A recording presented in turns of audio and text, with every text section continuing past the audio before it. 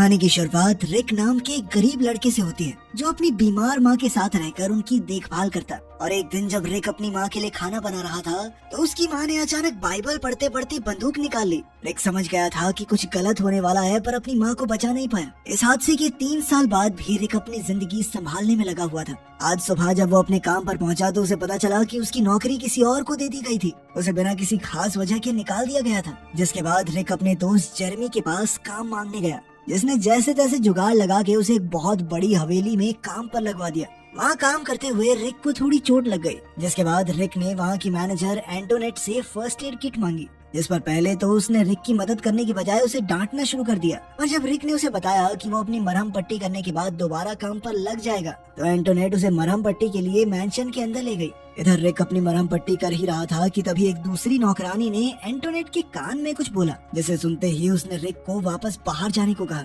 हवेली से बाहर निकलते वक्त रिक की नजर टेबल पर पड़े पैसों पर गई और अपनी मजबूरी को याद करते हुए उसने 1-2 नोट उठाने का फैसला किया। पर जैसे ही वो उस कमरे से बाहर निकलने लगा तभी उसकी नजर उस मैंशन के मालिक जॉर्ज पर पड़ी, जो वहीं पास बैठकर रिक को चोरी करते हुए देख रहा था। और अगले ही सेकंड एंटोनेट भी वहां पहुंच गई और उसने रिक को उसी वक्त नौकरी से निकाल दिया। और ये बात सुनते ही रिक काफी ज्यादा डर गया और उसने अपनी गरीबी का हवाला देते हुए जॉर्ज से माफी मांगना शुरू कर दिया। और उसे असली हैरानी तब हुई जब जॉर्ज ने उसे माफ करने के साथ साथ वो पूरे पैसों की गड्डी ही उसके हाथ में एडवांस पेमेंट के तौर पे पकड़ा दी। उसी रात रिक अपने दोस्त जेरेमी के साथ शिफ्ट हो गया, जहाँ जेरेमी ने उससे मजाक में पूछा कि अगर उसे बहुत सारे पैसे मिल जाएं तो वो क्या करेगा। जिस पर रिक का कहना था कि वो सभी अच्छी अच्छी जगहों पर घूमना चाहेगा, पर इस सबसे पहले वो अपनी एक्स तान्या के साथ दोबारा रिलेशनशिप में आएगा। और उसका ये जवाब सुनकर जेरेमी ने उसका मजाक उड़ाना शुरू कर दिया।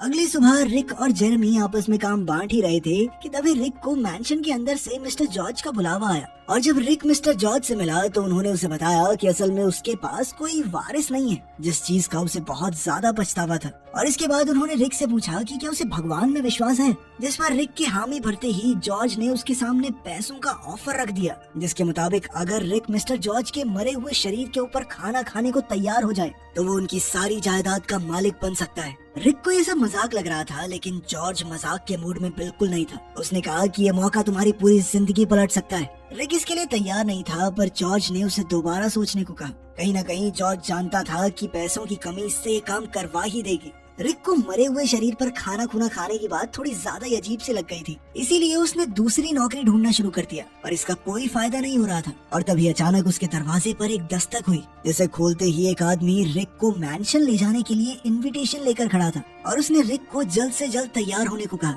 थोड़ी देर बाद जब रिक मैंशन में पहुंचा तो एंटोनेट ने उसे मिस्टर जॉर्ज की मौत के बारे में बताया और फिर उसके सामने एक कॉन्ट्रैक्ट भी रखा, जिसके मुताबिक अगर रिक ने जॉर्ज के शरीर पर रखकर खाना खा लिया तो वो जॉर्ज की सारी जायदाद का मालिक बन जाएगा। पर इसके लिए उसे सारा खाना खत्म करना जरूरी था और साथ ही वो चाहकर भी किसी को इसके बारे में नहीं बता सकता। रिक को पहले तो कुछ भी समझ नहीं आ रहा था, पर थोड़ी देर तक सोचने के बाद वो इसके लिए तैयार हो गया, क्योंकि वो एक कंगाली की जिंदगी जी जी कर थक चुका था। अब रिक को जॉर्ज की लाश के ऊपर खाना रख कर परोसा जा रहा था और वो जैसे तैसे हिम्मत जुटाकर खाना खाने लगा।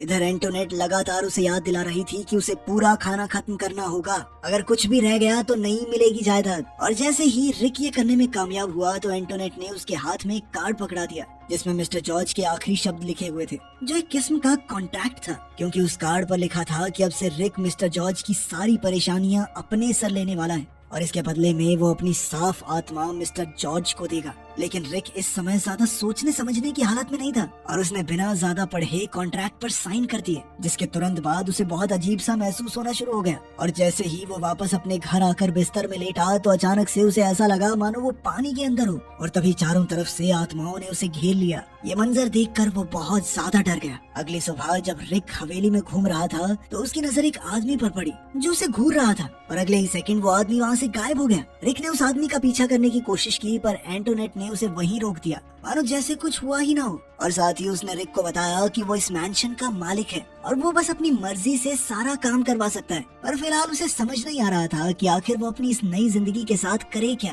तभी एंटोनेट ने उसे एक अनलिमिटेड क्रेडिट कार्ड देते हुए अपनी नई जिंदगी का ज्यादा से ज्यादा मजा लेने को कहा। थोड़ी देर बाद रिक अपना सामान लेने के लिए जेरेमी के घर गया, जहाँ उसने जेरेमी को कुछ पैसे देने की कोशिश की, जिन्हें लेने से जेरेमी ने साफ इनकार कर दिया। वहाँ उसकी मुलाकात एक बार फिर से अपनी एक्स तान्या से हुई, जिसने उससे पूछा कि क्या उसकी कोई लॉटरी निकल गई है, जिस पर रिक का कहना था कि लॉटरी से कुछ बहुत बेहतर हुआ है। वो अब तान्या के साथ कहीं बाहर घूमने जाना चाहता था, पर तान्या ने इसके लिए साफ इनकार कर दिया क्योंकि उसे अभी भी रिक पर पूरा भरोसा नहीं था। इसके बाद रिक एक क्लब में गया जहां उसने अपने लिए सबसे महंगी शराब ऑर्डर कर दी और उसके इस मिजाज को देखते हुए एक आदमी ने उसे ये कहते टोक दिया। वो कहने लगा कि इतनी महंगी शराब पीने की हैसियत नहीं है तुम्हारी। उसकी इस बात से गुस्सा होते हुए रिक ने 2 बॉटल खरीद ली, एक अपने लिए और एक उस आदमी को दे दी।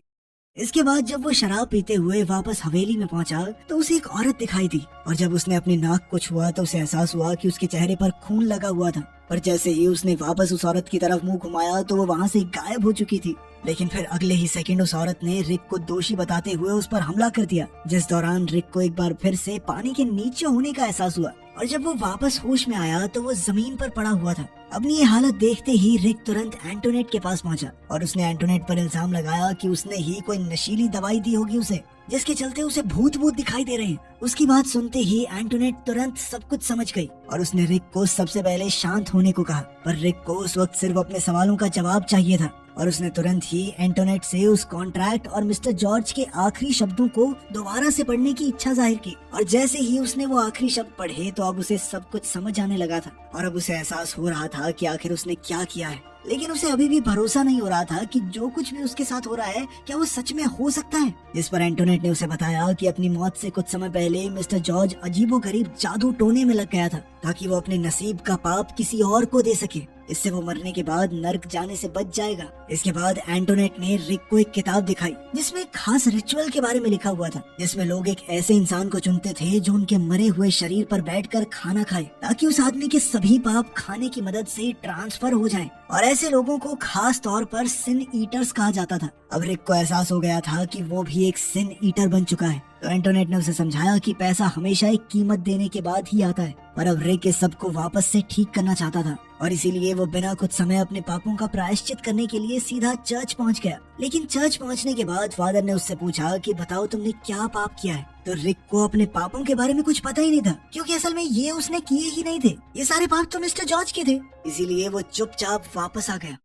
हवेली में पहुंचते ही उसने एक एक करके सभी नौकरों से मिस्टर जॉर्ज के बारे में पूछना शुरू कर दिया, पर कोई भी उसे कुछ भी बताने को तैयार नहीं था। और इसीलिए अंत में उसने एंटोनेट को नौकरी से निकालने की धमकी देते हुए उससे मिस्टर जॉर्ज के पापों के बारे में पूछा। जिसके बाद एंटोनेट ने उसके सामने मिस्टर जॉर्ज के पुलिस रिकॉर्ड, एक ऑडियो टेप और सारे कन्फेशंस रख दिए, जिनकी जाँच करने के बाद रिक को पता चला कि मिस्टर जॉर्ज पर अपनी पत्नी सुजैन का कत्ल करने का इल्जाम था, जैसे जॉर्ज ने कभी माना तो नहीं था। पर उस फाइल को देखते ही रिक समझ गया कि उस पर हमला करने वाली वो औरत सुजैन की आत्मा ही थी। ये जानकारी मिलते ही रिक दोबारा से चर्च गया और उसने फादर को अपने पाप के बारे में बताया। इसके बाद फादर ने उसके पाप को खत्म करने के लिए जीसस से प्रार्थना की, जिस दौरान एक बार फिर से सुजैन ने रिक का गला दबाने की कोशिश की, पर खुशकिस्मती से फादर की प्रार्थनाओं ने समय रहते सुजैन की आत्मा को वहाँ से भगा दिया। थोड़ी देर बाद रिक को तान्या का फोन आया, जिसने उसे जेरेमी के अजीब बर्ताव के बारे में बताया और वो चाहती थी कि रिक एक बार जेरेमी से बात कर ले।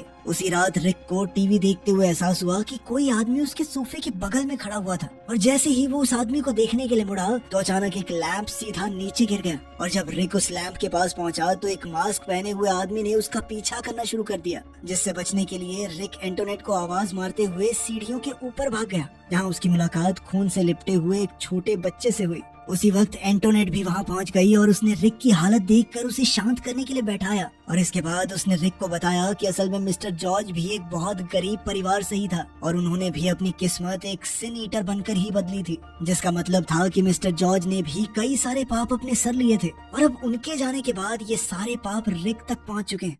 एंटोनेट का मानना था कि अब ये सब कुछ कभी खत्म नहीं होने वाला, क्योंकि मिस्टर जॉर्ज के साथ भी ऐसा ही हुआ था और इन्हीं डरावनी आत्माओं से परेशान होकर उन्होंने अपना जीवन त्याग दिया। अब रिक भी इस सब से आजाद होना चाहता था और इसीलिए उसने एंटोनेट से इससे बाहर निकलने के रास्ते के बारे में पूछा, जिस पर एंटोनेट ने उसे बताया कि बाहर निकलने का सिर्फ एक ही रास्ता है कि वो अपना बोझ किसी और इंसान को दे दे जो इसे लेने के लिए तैयार भी हो और अगर वो ऐसा नहीं करता तो उसे मरते दम तक यही सब झेलना पड़ेगा। और साथ ही उसने रिक को पैसों से जितने मजे ले सकता है उतने लेने को कहा, क्योंकि पता नहीं कितने दिन जी पाएगा बेचारा। साथ ही एंटोनेट ने उसके दिमाग को थोड़ा शांत करने के लिए दवाई भी दी, लेकिन रिक ने कहा कि उसे इसकी कोई खास जरूरत नहीं है। अब वो दोबारा से फादर से मिलने के लिए गया, लेकिन उसने उसे चर्च में घुसने तक नहीं दिया। उस रात रिक के लिए सोना बहुत मुश्किल भरा हो गया था और उसे मजबूरन एंटोनेट की दी हुई गोलियां भी लेनी पड़ी। पर जैसे ही वो बिस्तर में लेटा तो उसे एक बार फिर अपने आसपास आत्माएं दिखाई देने लगी, जिन्हें देखकर वो इतना ज्यादा डर गया कि बिस्तर से नीचे गिर पड़ा। और ठीक उसी समय पर एंटोनेट भी वहाँ पहुँच गई। और उस वक्त रिक अपने पूरे होश में नहीं था और उसे अपने सामने अपनी माँ दिखाई दे रही थी। पर जैसे ही वो अपनी माँ की तरफ बढ़ा तो डॉक्टर उसे इंजेक्शन लगाकर वापस होश में ले आए। जिसके बाद रिक ने एंटोनेट को बताया कि अब वो कुछ अलग करना चाहता है, चाहे वो रास्ता कितना भी खतरनाक हो वो करना चाहता है। एंटोनेट ने उसे समझाया कि ये बहुत ही अजीब होगा उसके लिए। मिस्टर जॉर्ज तक तैयार नहीं हुए थे इसके लिए। और उसने एक बार फिर से रिक से पूछा कि क्या वो सच में अपना सारा पैसा छोड़ना चाहता है, जिस पर रिक ने कहा कि इससे तो मैं भिखारी ही अच्छा था। पर जब इसके बाद एंटोनेट ने उससे पूछा कि क्या उसके पास कोई ऐसा इंसान है जो ये जिम्मेदारी लेने को तैयार हो, तो रिक के पास इसका कोई जवाब नहीं था। और उसने एंटोनेट से ही पूछ लिया कि क्या वो ये जिम्मेदारी लेना चाहेगी, पर एंटोनेट ने इससे साफ इनकार कर दिया, क्योंकि जो इंसान उसकी की हुई डील के बारे में सब जानता हो वो ये नहीं कर सकता। साथ ही उसने सुझाया कि तुम्हारा वो दोस्त है ना जेरेमी, शायद वो इसके लिए तैयार हो सकता है। पर रिक इसके लिए तैयार नहीं था, क्योंकि वो एक ऐसे इंसान के साथ बुरा नहीं करना चाहता था जिसके साथ उसने अपनी पूरी जिंदगी बिताई हो। ठीक उसी समय रिक को जेरेमी का फोन आया, जहां उसने बताया कि वो बहुत बड़ी मुसीबत में है और उसे रिक से कुछ पैसों की मदद चाहिए। ये बात सुनते ही रिक तुरंत ही जेरेमी के घर के लिए पैसे लेकर निकल गया। साथ ही उसके पास अपनी बंदूक भी मौजूद थी। पर जेरेमी के घर पहुंचते ही उसे एक आत्मा दिखी जो उससे मदद मांग रही थी, जिसे देखते ही रिक ने उस पर गोली चला दी। पर असल में वो कोई आत्मा नहीं बल्कि तान्या थी, जो अब एक लाश बनकर उसके सामने पड़ी हुई थी। अगले कुछ सेकंड में रिक का ड्राइवर उसे लेकर वहाँ से निकल गया। जिसके बाद एंटोनेट ने रिक से वादा किया कि वो सब कुछ संभाल लेगी, चिंता करने की जरूरत नहीं है। लेकिन अब रिक इतना ज्यादा परेशान हो चुका था कि वो सब कुछ खत्म करना चाहता था। इस पर एंटोनेट ने उसे याद दिलाया कि उसके लिए उसे क्या करना होगा। अब रिक बस अपना पल्ला छुड़ाना चाहता था। वो जेरेमी को भी ये श्राप देने को तैयार था और थोड़ी देर बाद ही जेरेमी वहाँ पहुँच भी गया। उसे तान्या के जाने का काफी दुख था, पर फिलहाल उसे रिक से किसी भी तरह का कोई काम चाहिए था ताकि उसके पास खाना खुना खाने के पैसे तो हो जाएं। जिस पर एंटोनेट ने जेरेमी को बताया कि रिक चाहता है कि वो उसके लिए एक सिन ईटर बन जाए, जिसके लिए जेरेमी भी तुरंत ही तैयार हो गया, क्योंकि उसे नहीं लगा था कि ये सब सच में हो जाएगा। थोड़ी देर बाद रिक एक टेबल पर लेट गया जहां डॉक्टर्स इस रिचुअल को तैयार कर रहे थे। एंटोनेट ने उसे भरोसा दिलाया कि ये तरीका काम जरूर करेगा। कुछ देर बाद डॉक्टर ने रिक को एक इंजेक्शन दिया, जिससे उसका दिल धड़कना बंद हो गया। अब रिक को दूसरी दुनिया में होश आया, जहाँ सभी आत्माएं मदद के लिए चिल्ला रही थी। और इन सब के बीच रिक को अपनी माँ भी दिखाई दी। पर जैसे ही वो उनके पास पहुँचा तो वो तान्या में बदल गई और दोनों ने एक दूसरे से माफी मांगी। अगले ही सेकंड सभी आत्माओं ने उसके ऊपर हमला कर दिया, लेकिन इस बार उसकी माँ की आत्मा ने उसे बचा लिया। तभी रिक को दोबारा होश आ गया। जिसके बाद एंटोनेट ने उसे बताया कि जेरेमी ने पूजा खत्म करके रिक की सारी परेशानियां अपने सर पर ले ली थी और अब रिक पूरी तरह से आजाद है। 6 महीने बाद अब रिक वापस से कंस्ट्रक्शन लेबर के तौर पर काम करने लगा था। कहानी के आखिर में रिक एक पार्क में बैठा हुआ था, पर उस वक्त वो अकेला नहीं था, बल्कि तान्या की आत्मा उसके साथ थी। रिक ने अपने इस पाप को जेरेमी के मत्थे नहीं डाला, क्योंकि रिक को तान्या से कोई डर नहीं लगता था। आज भी उसके दिल में कहीं ना कहीं तान्या के लिए प्यार मौजूद था। उधर एंटोनेट ने जेरेमी का नाम एक किताब में लिख दिया, जहाँ सभी सिन ईटर्स के नाम दर्ज थे। अब उस हवेली में मौजूद सभी आत्माएं जेरेमी को डराने लगी थी, जिसकी चीखों की आवाज एंटोनेट तक भी पहुँच रही थी। और उसकी आंखों से ये बात साफ थी कि अब भी इस हवेली के अंदर कई और सिन ईटर्स का आना बाकी है। वीडियो पसंद आई तो लाइक कर देना, चैनल को सब्सक्राइब कर लेना। मिलते हैं अगली वीडियो में।